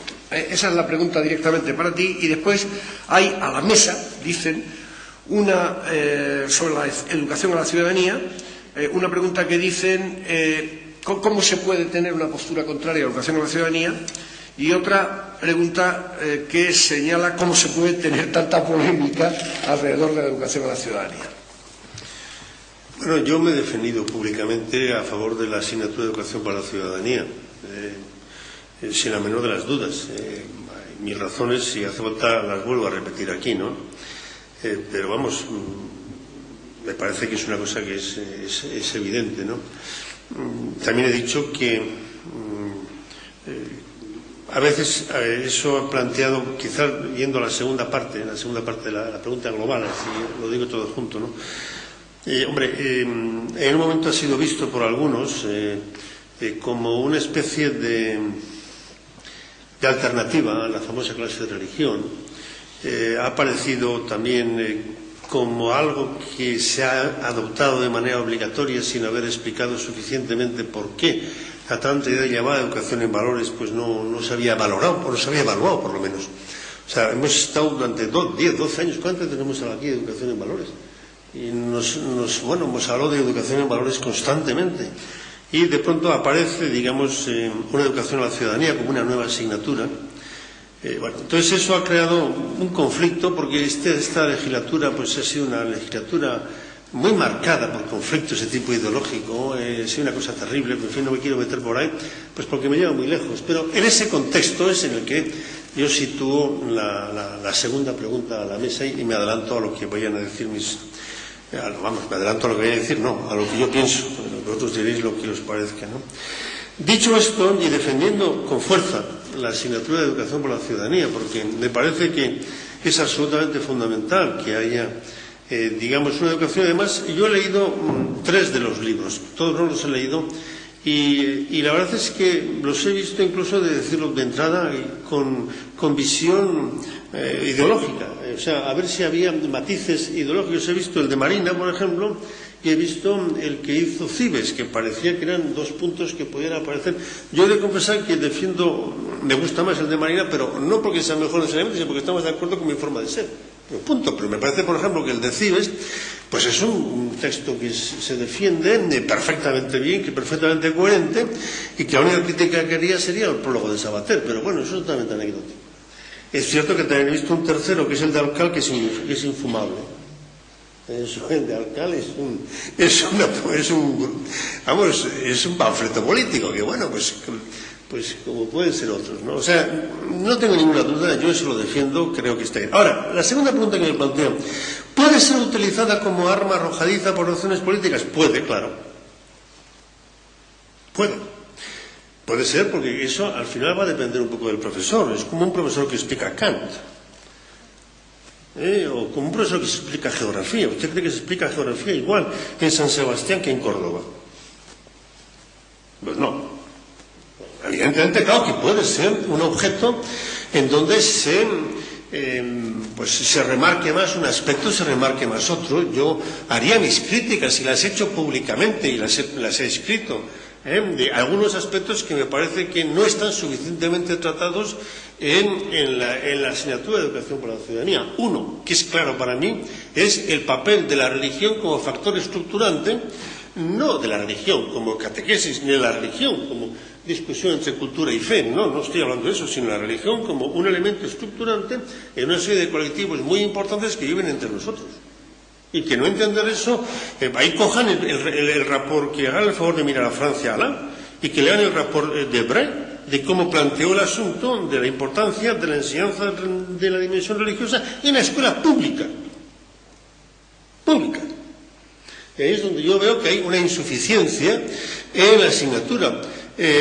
Y termino con una frase más. Hay algo que me da mucho más miedo que todo lo que he dicho. Es que se convierta pura y simplemente en una María. Punto. No, seguía hablando mucho tiempo, pero... Inés y Sandra, si queréis.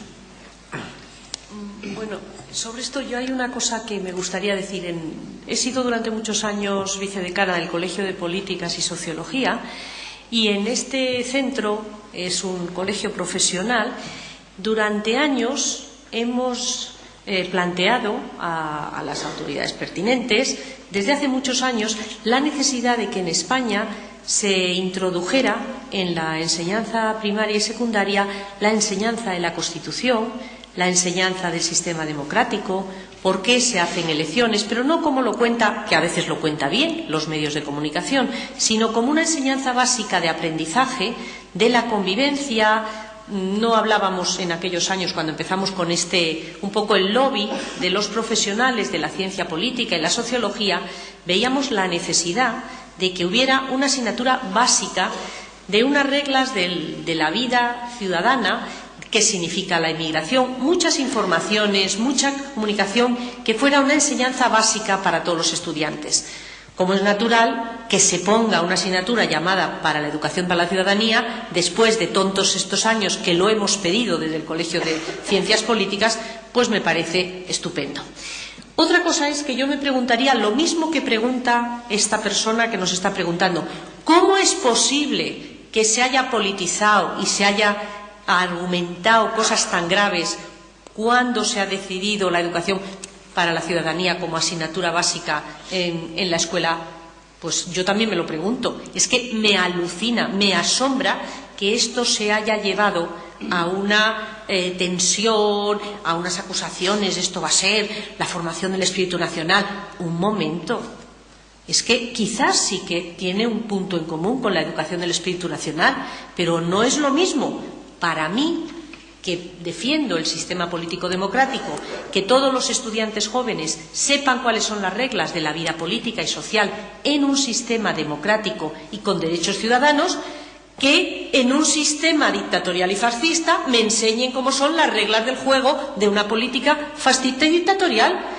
Es verdad que tiene algo en común, pero cambia totalmente, porque el contenido de los valores ciudadanos que aparecen en una enseñanza y en otra son totalmente distintos. Y es verdad que en la tradición española, como no tenemos tan lejos otras formas de organización política, sí es bueno que los estudiantes, desde los niños y las niñas, desde la juventud, conozcan pues qué es la sociedad, las reglas del juego político, por qué se hacen elecciones, qué significa la monarquía. A mí me parece perfecto. Ahora bien, como ha dicho Javier Elzo, puede haber libros que sean infumables, pero es que hay libros de historia y hay libros de geografía que son infumables. Es verdad que ahí estarán el mayor acierto de las autoridades educativas para aceptar unos textos, para aconsejar otra forma de dar esa asignatura. Siempre va a haber profesores buenos, siempre va a haber profesores malos, pero tanto de ciudadanía como de otra cosa. Y mi opinión particular en este tema es que la enseñanza, no la enseñanza de la religión, que eso debe ser privado, personal y de la vida familiar, sino la enseñanza de lo que es la religión socialmente, de lo que ha sido la historia de las religiones, de lo que puede, desde mi punto de vista, debía ser uno de los contenidos de la educación para la ciudadanía. Es decir, a mí no me parece razonable que haya clases de religión en la escuela, ni pública ni privada.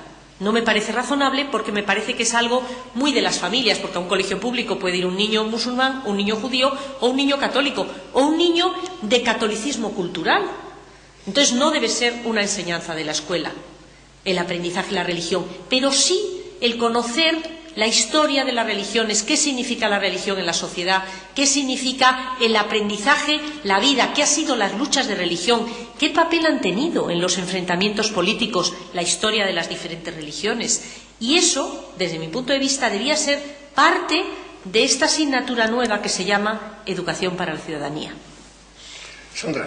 Bueno, yo estoy de acuerdo con todo lo que se ha dicho y además, para retomar un poco lo que decía antes, me parece importante además por esa falta de tradición un poco de que los jóvenes o los ciudadanos se sientan individuos con derechos, con obligaciones. Cuando decía antes, se autorizan a pedir menos al Estado, a sacar menos, porque en España efectivamente hace menos años que hay una tradición de derechos ciudadanos y de considerar a los ciudadanos como individuos. O sea que efectivamente, y bueno, no voy a repetir porque estoy totalmente de acuerdo con Dos preguntas para Inés Alberdi, una genérica y otra muy puntual.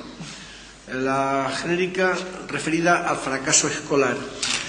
La pregunta es, ¿el fracaso escolar sería algo así como un indicador o como un resultado, una resultante del cambio de valores, o es un indicador de la ausencia o de la existencia precaria de valores? Es decir, en alguna medida el fracaso escolar tiene algo que ver con que la deriva de los valores, parece que la pregunta implícitamente dice, no acaba de ser positiva, o es preocupante el actual índice del fracaso escolar.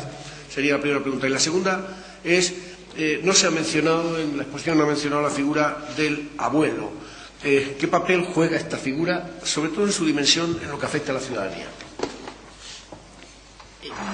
Yo sobre el fracaso escolar no es un tema que conozca muy a fondo, pero mi opinión, desde el punto de vista de la vida familiar, de la preocupación por el fracaso escolar, yo diría que es un sumatorio de razones.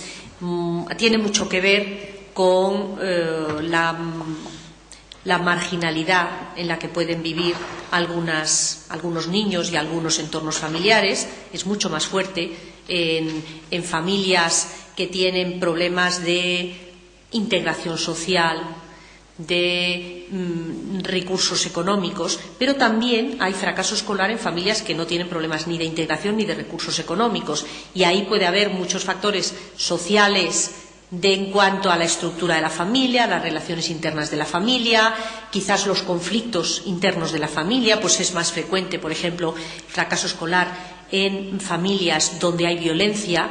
Los niños que están viviendo la violencia conyugal en su casa tienden a interiorizar problemas psicológicos y eso les lleva al fracaso escolar.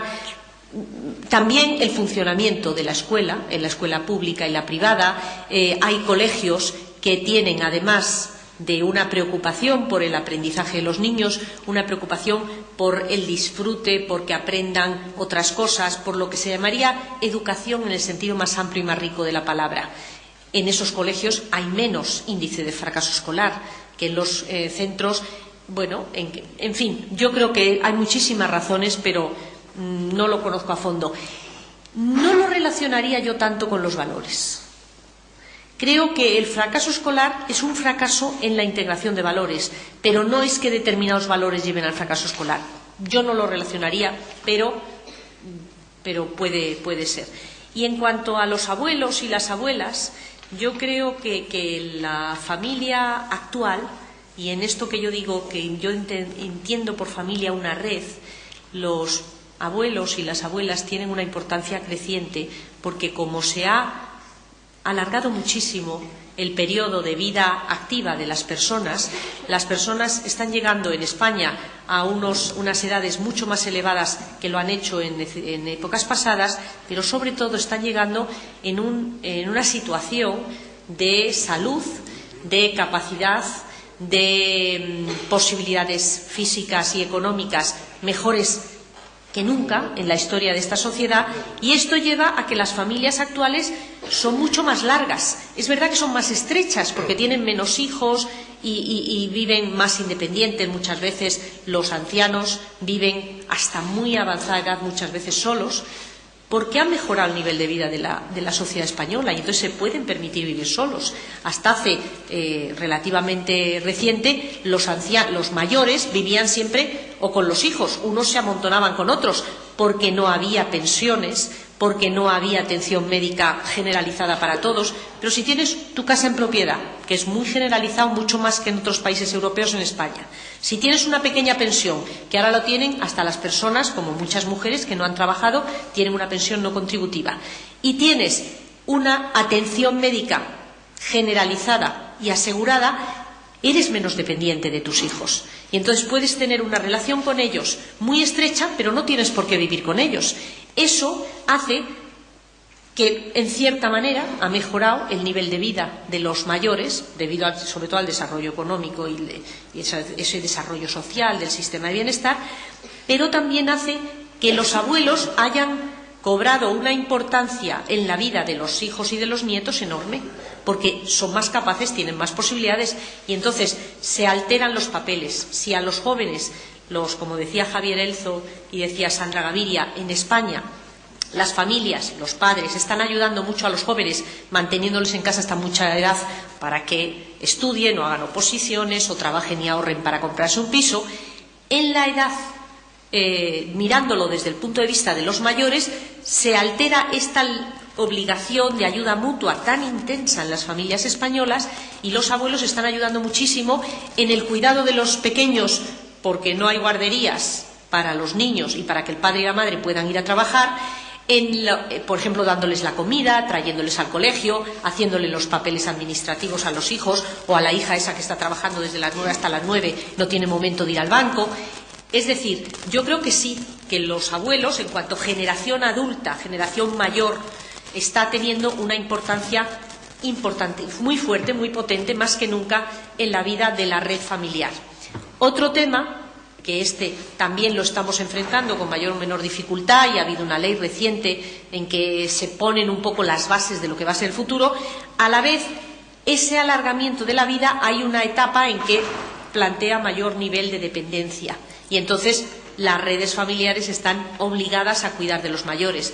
Es decir, la red familiar es una red de apoyo mutuo con sus ventajas y sus dificultades. Y cuando hay dependientes vemos más las dificultades. Cuando los adultos, los mayores, los de la tercera edad están bien, vemos sus ventajas, que son indiscutibles. Y se han visto muchísimo en el tema del acceso de las mujeres al trabajo remunerado.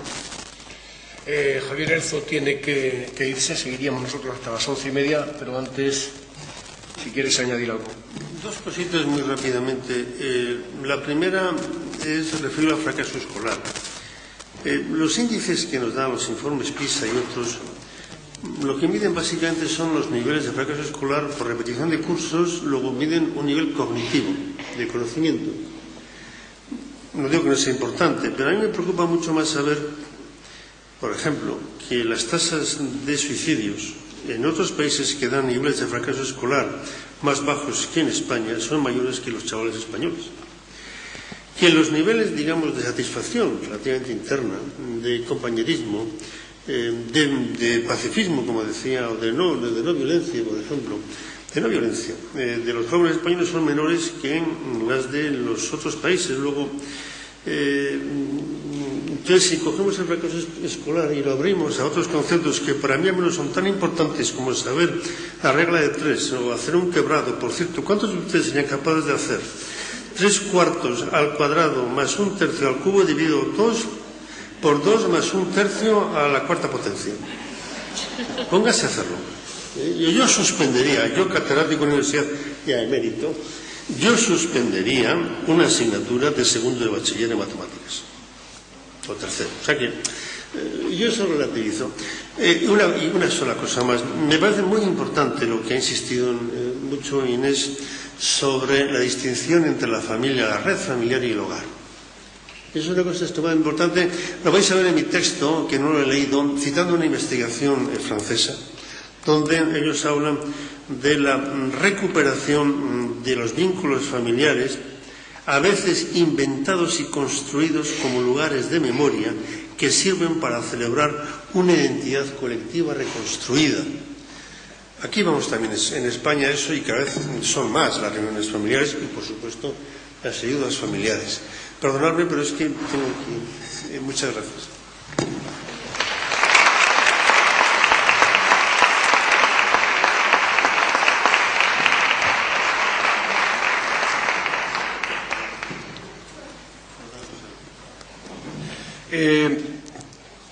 Sandra Gaviria,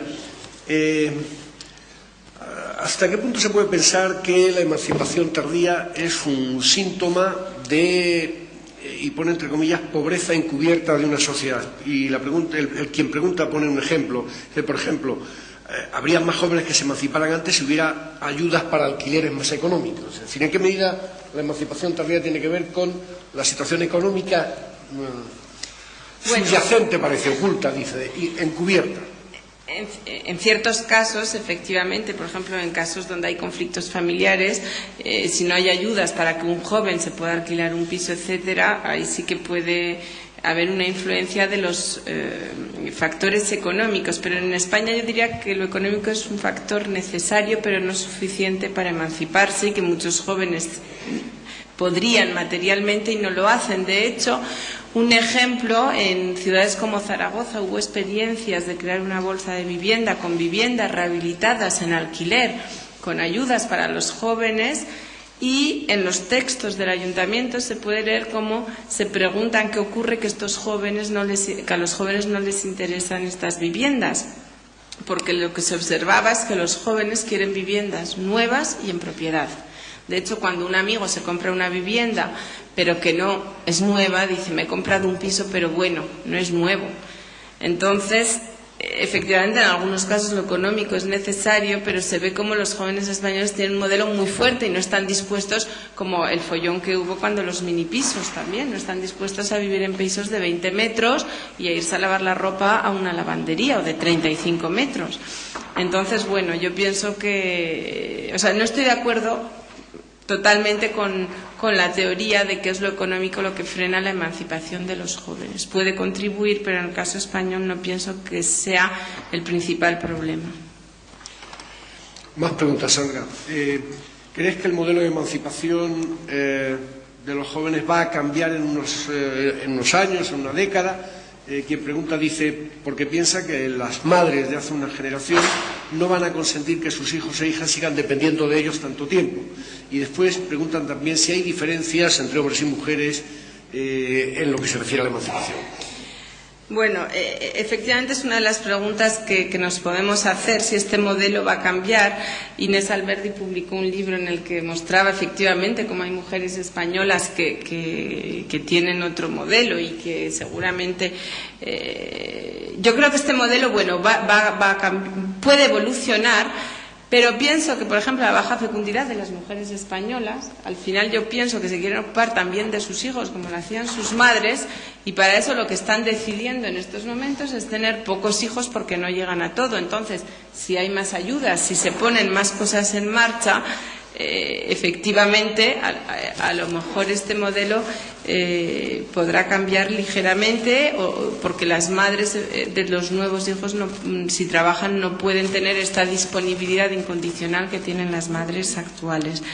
Respecto a la emancipación de los chicos y las chicas, los hombres y las mujeres, es verdad que las mujeres generalmente se emancipan un poco antes, pero también porque hay unas diferencias en las edades del matrimonio que los hombres, y también yo pienso porque las mujeres están más controladas, como he explicado antes, en casa, entonces tienen más ganas a veces de salir del hogar que los hombres. Y bueno, luego, como hacía Inés referencia también a todo lo que es el trabajo doméstico, las estadísticas muestran que las cosas han cambiado poco y que las mujeres en toda Europa, no solo en España, lo único que en España a lo mejor las horas son un poco más altas de trabajo doméstico, pero en toda Europa, incluso en otros países, pues las mujeres, ese es un tema de que ningún sociólogo consigue de verdad explicar, siguen siendo las que hacen la mayor parte del trabajo doméstico. Bueno, ya tu última pregunta para que sigas en uso de la palabra y termines. ¿No le parece que, aunque los jóvenes españoles dependen menos del Estado que los franceses, no valoran la gratuidad de la enseñanza, de la sanidad, etcétera, etcétera? Que no valoran. No entiendo. Por eso hago literalmente la pregunta. Aunque los jóvenes españoles dependen menos del Estado que los franceses, parece que quiere decir que los jóvenes españoles no valoran la gratuidad de la enseñanza, de la sanidad, etcétera. Hombre, por eso lo de la asignatura de educación para la ciudadanía puede ser útil también para que vean que es verdad que en otros países, por ejemplo, en Francia hasta hace 3 o 4 años, no había una seguridad social, para todo el mundo universal para la enfermedad, y ahora hay que adelantar el dinero. O sea, hay que adelantar el dinero cuando se va al médico y luego se lo pagan. O sea, hay muchas cosas del sistema español que no es valorado, pero también porque a lo mejor en la sociedad total siempre, ahora se dice que España va bien, pero durante muchos años se decía que España no iba tan bien. Entonces parece siempre como que los españoles no se dan cuenta que hay muchas cosas que van incluso mucho mejor que en otros países. Muy bien, y terminamos con una pregunta para Inés Alberdi. También la leo literalmente. Respecto al modelo de familia desde la libertad individual, mi pregunta es, ¿no estaremos confundiendo la libertad y el respeto hacia el otro, hacia la imposibilidad de poder aceptar un rol marcado y querer ser, desde el deseo individual, en una familia el todo único, desplazando el rol familiar del otro? No sé, hay una necesidad de interpretación, pero yo interpreto que esta pregunta se puede referir a un aspecto que nos enfrentamos ahora cuando hablamos de la necesidad de acercar los roles de los hombres y de las mujeres. Estamos en una fase en que durante muchos años las mujeres han planteado su deseo de tener un rol, de ampliar su rol vital y ampliarlo, como si dijéramos, en la dirección de ocuparse de muchas de las cuestiones que se consideraban masculinas, es decir, el tema de la autoridad, del trabajo remunerado, es decir, ocuparse dentro de la familia, además de todos sus roles tradicionales, pues tener una cierta autoridad sobre los hijos, poder trabajar fuera de casa, tener sus ingresos, tener una palabra, tener una opinión sobre cómo se gastan los bienes familiares, cómo se administra la familia. Es decir, han ampliado enormemente su rol en la dirección de las ocupaciones consideradas tradicionalmente masculinas. Y ahora estamos en la fase en la que nos damos cuenta que eso no es suficiente, porque tenemos a las mujeres, las pobres sin parar, y todavía la mayoría de los hombres ocupando unos roles muy clásicos, también sin parar de trabajar, porque los horarios laborales, y lo dicen las estadísticas del mercado de trabajo en España, los horarios españoles son de los más largos de Europa.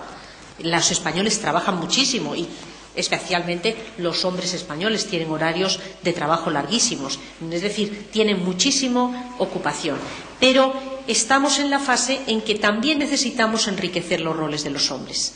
Necesitamos que los hombres enriquezcan su rol entrando en la familia, volviendo a la familia, cuidando de los niños, estando con ellos, ocupándose de la casa, aprendiendo de las cuestiones cotidianas y domésticas. Entonces, eso es una novedad que, igual que hubo partes de los hombres que tuvieron miedo del enriquecimiento del rol femenino, ay, ya vienen a trabajar, a competir, nos van a quitar el trabajo, en fin, hubo sus miedos. Yo creo que ahora no se discute eso, en la realidad no se realiza muy bien, pero no se discute teóricamente. Sin embargo, ahora pueden aparecer este miedo al rol del otro. Hay mujeres que dicen, bueno, yo me siento justificada en mi historia, en mi tradición, en mis hijos, en el cuidado de mis hijos, y ahora también los hombres van a ocuparse de esto, me van como a reducir la riqueza de mi rol familiar, doméstico, materno. También puede haber esas resistencias y no son las más fuertes, pero sí existen. Es decir, hay hombres jóvenes que cuando van a ocuparse de ciertas cosas, no, deja eso que yo lo hago mejor, deja que yo, anda, que eres un pesado, que tardas mucho. Y así, claro, eso sí supone una resistencia. En ese sentido, puede ser interesante no tener miedo a los roles de los otros. Es decir, que el rol de los hombres y de las mujeres se enriquezca por aquel ámbito en el que se han desarrollado mucho, pero con el apoyo de la sociedad, de la organización social, de las instituciones y también de la pareja, de la familia, de los miembros de la familia. Porque puede haber una madre que en su mejor intención, pues eso, tenga a los hijos mayores trabajando. Nada, tú ocúpate de estudiar, de ir al trabajo, que yo me voy a ocupar de todo. Y hay un problema, que pueden llegar a los 30 y a los 35 años sin saber freír un huevo, ellos y ellas. Entonces, con la mejor intención, podemos estar reduciendo los roles posibles, el enriquecimiento de los roles de los hombres y de las mujeres que forman el entorno familiar. Yo interpretaría ahí la pregunta que se nos ha planteado. Muy bien, muchas gracias. Con esto terminamos la mesa. Muchas gracias, Sandra Gaviria. Muchas gracias, Inés Alberdi.